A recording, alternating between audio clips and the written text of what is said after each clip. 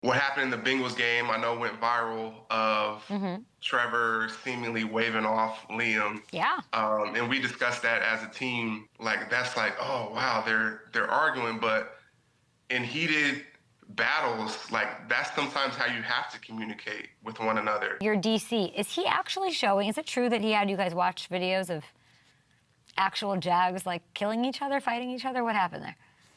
Yeah, he did. I'm going to put this out there. I love Joe Burrow. Okay.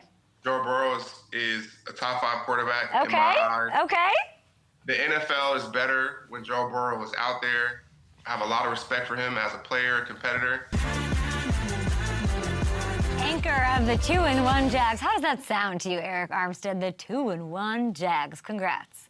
That's the kind of smile I expect out of a 2024 Walter Payton Man of the Year. Fresh over such a big win over the Texans. What is that locker room like after? It was a lot of fun. Obviously, it was a hard-fought game against a division opponent. And, you know, we put in so much effort to get that win. And we wanted to start off right in our division. And it starts in our division. And so definitely was a good feeling, especially the game, the way the game went. It was back and forth, up and down. But we fought, we kept playing, and we found a way to win. Walk me through that sack. It's I think you got half a sack for it, probably, like, right? You and Josh HINES-ALLEN. Did you guys get half sacks for this guy?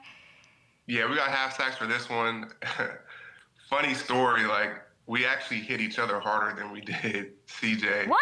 On there, and yeah.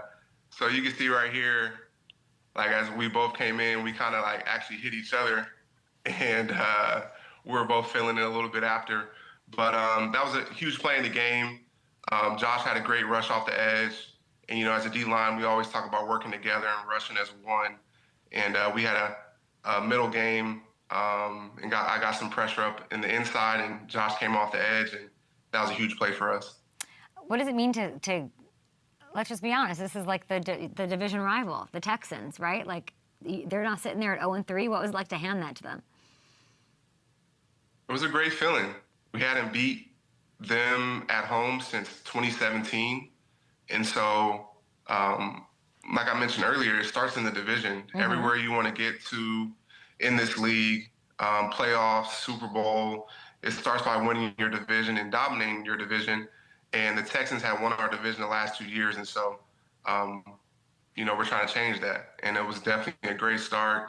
It was a great feeling to get that win. What was this scuffle about? This little, what was this? I don't know what that was about. You know, I'm a little older now, so guys be getting into it. I'm just trying to play, but you know, it comes with division games. It comes with you know, rivalries. You know, guys get amped up out there, and you know, it happened on our sideline. I don't know what really started it. I saw on the big screen, I think our long snapper got pushed, and there was a reaction out there. And you know, we've been having some battles with them for some years, so things can get chippy out there. But you know, at the end, it was all respect.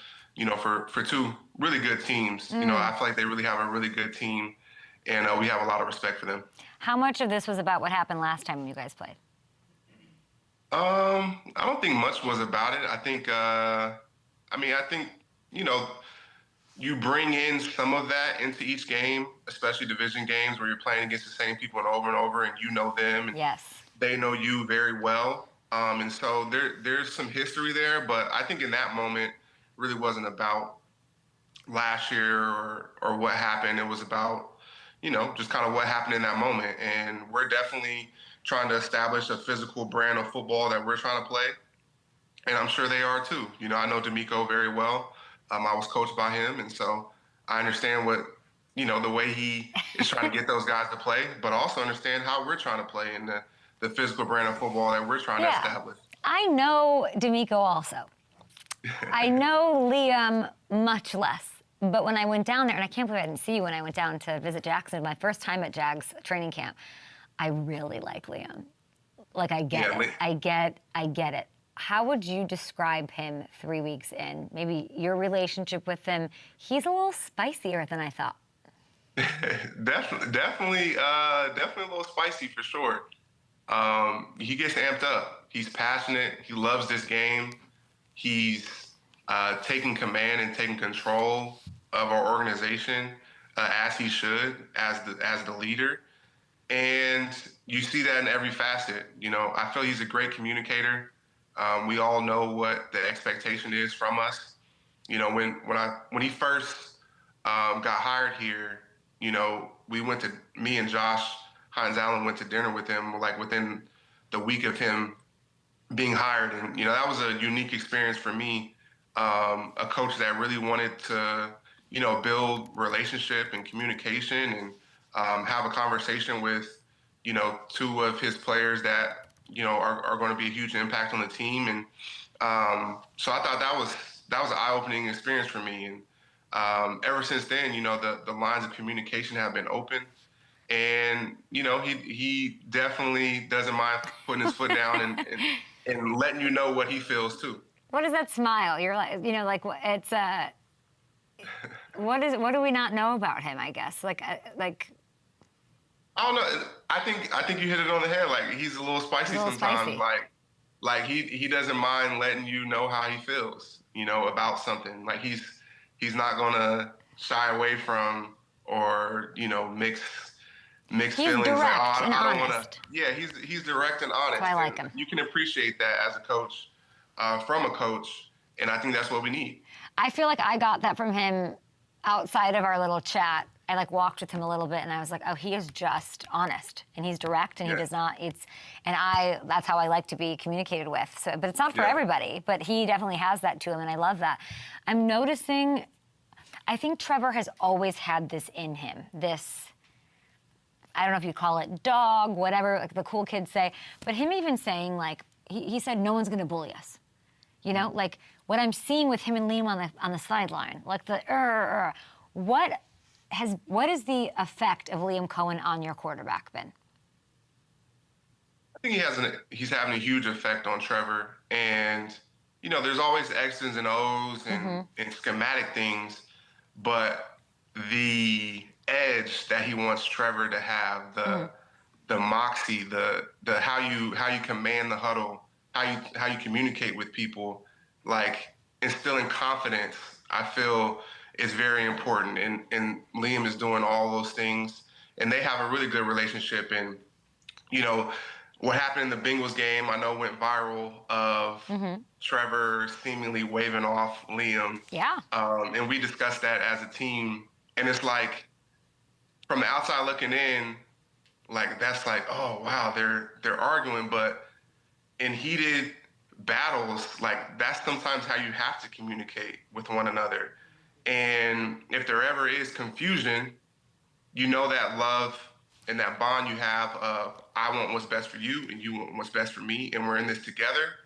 That's how you get over any of those situations where you might talk to each other heated in a conversation. Like at the end of the day, we're in this together. We care about one another. Like I want what's best for you. And I really love that, like about their relationship and the relationship that Liam has with, you know, the whole rest of our team as well. Yeah, I think you act like that when you really care. Like when you are saying, you know, I feel like there's a different outward look of investment from Trevor. Like he's taken more ownership. He's taking things more personally. How did Liam do that? I think it starts with the human element. I always feel it starts with that, especially when coaching with coaches and players and teams and organizations. It starts with the human element. Like we have to like one another. We have to want to be around one another. So when adversity strikes, it bands us closer together. It doesn't separate us. And establishing that you care for someone, establishing that you care for them as a person, as a player, and you want what's best for them, like that's the type of coach that I want to be coached by. And the best coaches I've had, that's the type of relationship that I've had with them. Was at the end of the day, I know they care about me and I know they want what's best for me. So I'll do anything for that man, you know, because I know he cares about me.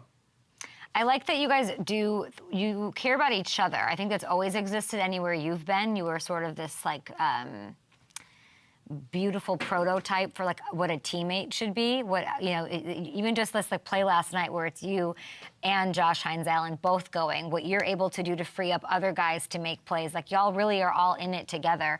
And I was just thinking, just like the human element you're talking about, like Josh HINES-ALLEN has been going through it.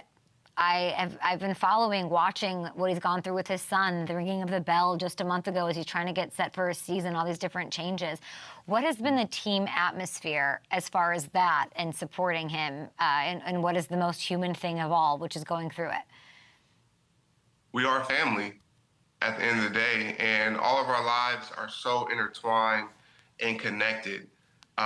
Wins, losses, but also off of the field, how family situations and adversity, the real important stuff, how that affects a teammate of yours and how that affects you as well.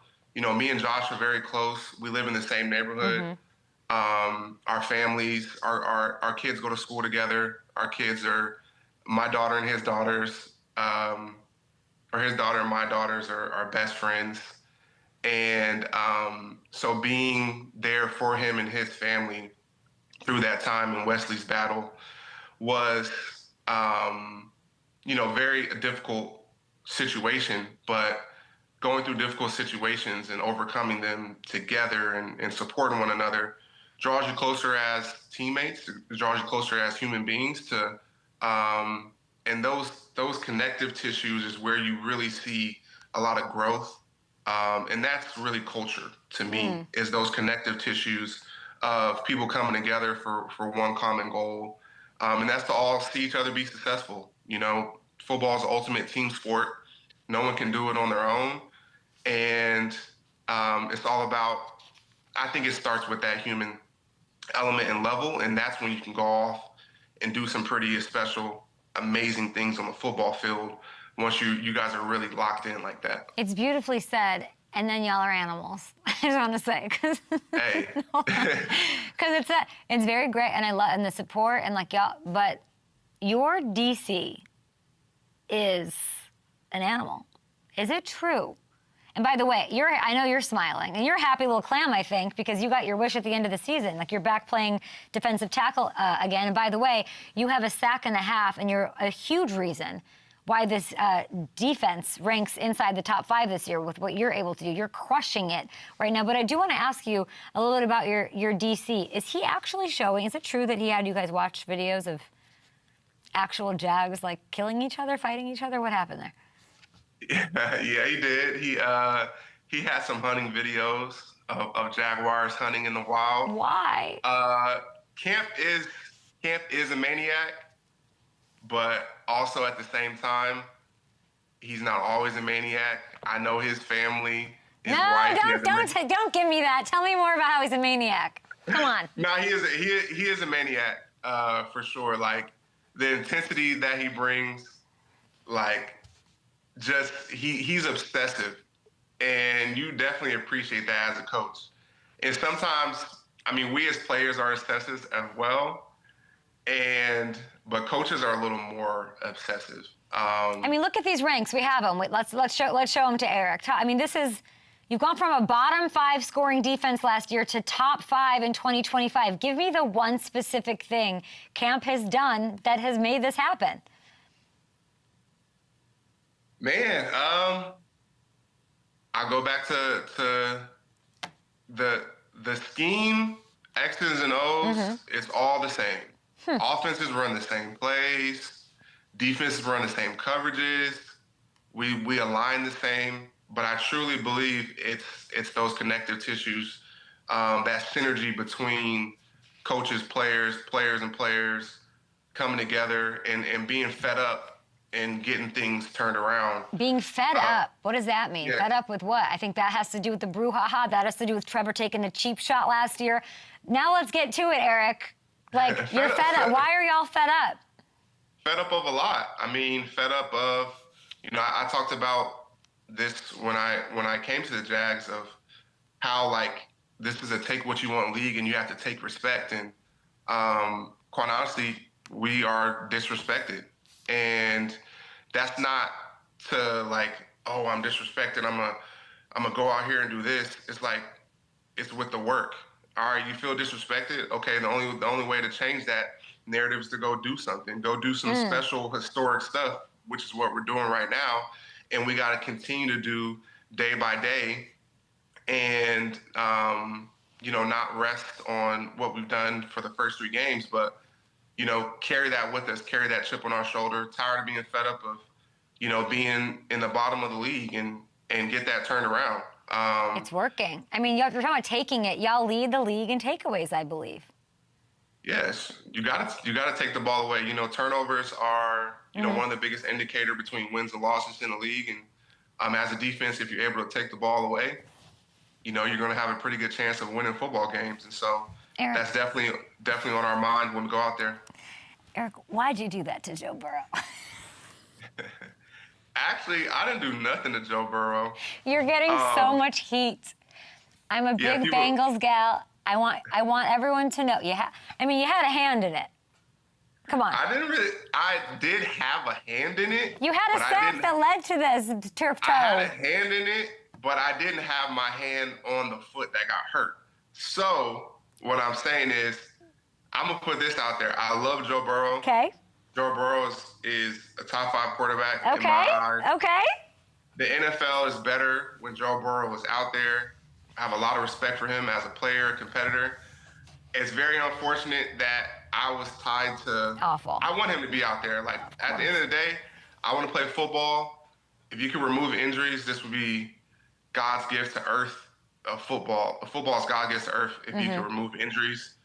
It's unfortunate that I had somewhat of a hand in it because I really want him to be out there and to be able to show. I know, you're just doing your job. I just saw the tweets. I saw the tweets and I'm like, what do y'all want this man to do? What do you want? He's doing his job. Okay, and Joe will get back out there and he'll give you guys a run for your money in the AFC playoffs potentially, which I'd love to see. I do want to ask you, our shows, we have like about a minute and a half left. You and your wife, Mindy, and hello to her.